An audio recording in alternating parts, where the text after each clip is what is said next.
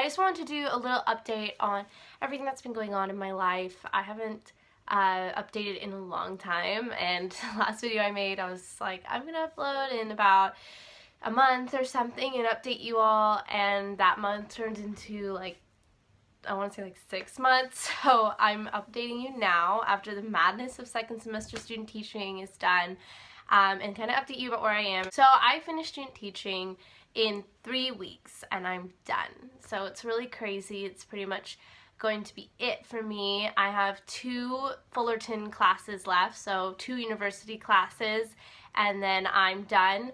Myself and other credential students in my program, sorry, my dog, we've applied for our credential through the credential program at Fullerton, so we have that all done, and yay, I passed my 4th TPA, so all of my TPAs are done, and now it's just my last observation on Thursday for the university, and I'm done. I'm super excited, and I know everybody else in my program is very excited. So yeah, I'm just going to tell you a little bit about what my last semester was like and how we all made it, we all got through it. My last semester of student teaching was way more intense than my first semester. I mean, you're teaching pretty much part-time with no pay, so if you remember my last video, I was saying it was really hard to not have any pay, and that's what a lot of student teachers go through, is that we don't get paid for teaching. So we have to find ways that are flexible, get really lucrative when we look for part-time jobs. So for me, I was starting to do some light independent tutoring and that sort of thing, and that actually really took off for me. I tutor about 7 families right now, or 7 kids. Sometimes they have 2 kids in the family that I tutor, sometimes more or less. And yeah, what's really great about tutoring is you get to charge your own rate, which depending on the area you live in, you can charge it pretty high or pretty low. It really depends on what you are comfortable asking the family to pay you. So, and if they like you a lot, you could even say, you know, if I tutor 4 times a week, I'm going to up the price. So for me, that worked really well, especially if you work with great families that are really flexible and they understand that you're student teaching. So it's pretty great. I've really found a lot of success in it, and I want to try and keep tutoring even when I'm teaching because I do love it a lot. For the most part, I tutor high school students from local high schools around my area, and that has been awesome. So great. And I tell any student teacher I meet or anybody that's looking to become a student teacher or a teacher that tutoring is something to look into, and you also get to study your craft a lot more and understand how to not only teach big classes of kids, but you also learn how to teach one-on-one, which also helps you teach one-on-one in your own class. So that's a way to get involved with teaching even when you're not in the classroom.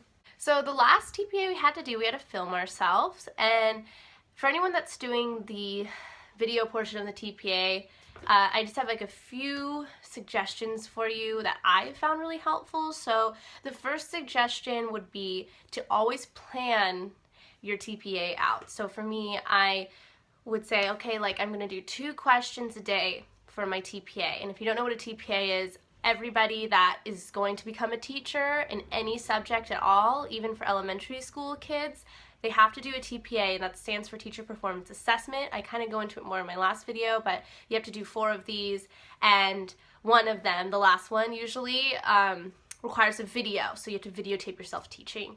And for the other TPAs, I would recommend planning it. So 2 questions every single day, for instance, and that makes it a lot less overwhelming.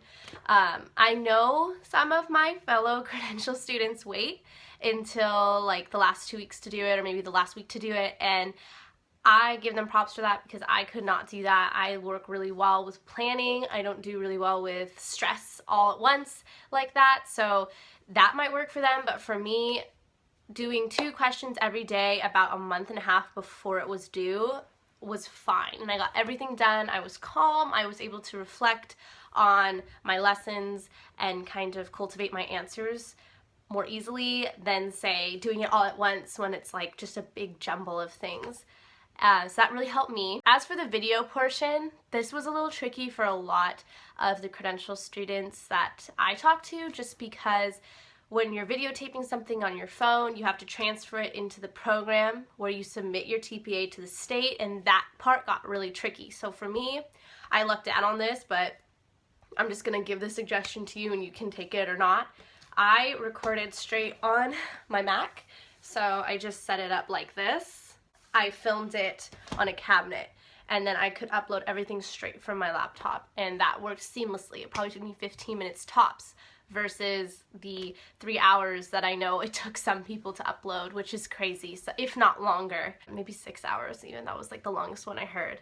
So just to avoid that, try downloading it from your actual laptop and recording it on your laptop. I greatly encourage you to do that. So since I'm almost done with my credential program, I started looking for jobs, and anyone in my credential program will probably tell you I'm like the most eager for jobs. Like, I really wanted to like get out of the credential program, get my credential, and like I want to start working right away. Subbing day to day, like going to a different class every single day, like that didn't appeal to me, and I know sometimes we don't have a choice, but I really wanted to try to avoid that as much as possible. I wanted to find at least a long-term sub position since I'm finishing mid-year, where I could just have the same class for, you know, 4 to 5 months, something like that, just so that I know where I'm going and I'm getting paid every day, and that made me feel better. So luckily I did have the opportunity to interview with the school for a long-term sub position, thanks to a great friend that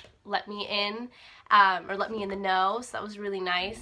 And I did end up getting offered the position, which was great. So I am going to start working once I finish my student teaching right away as a long-term sub. So I'm really excited for that, so I don't have to go day to day. I really was trying to avoid that, like I said.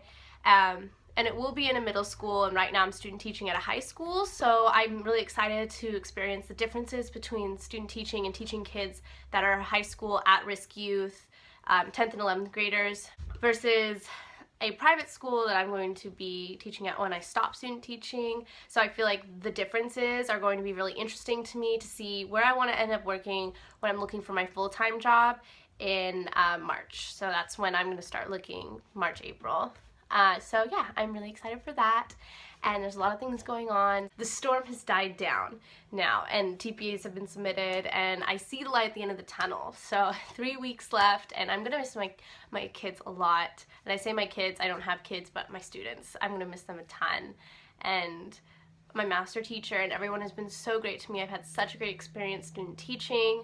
I was a bit wary of it at first. I didn't know where I was going to be placed. I was the last person in my credential program to be placed at a school, and I didn't know the school. I didn't know the area at all. I had never been to this area that I'm student teaching at, and once I got in there, I knew it was where I was meant to be because I do love it so much. I will miss it a lot, but like I said, it's going to be a new adventure.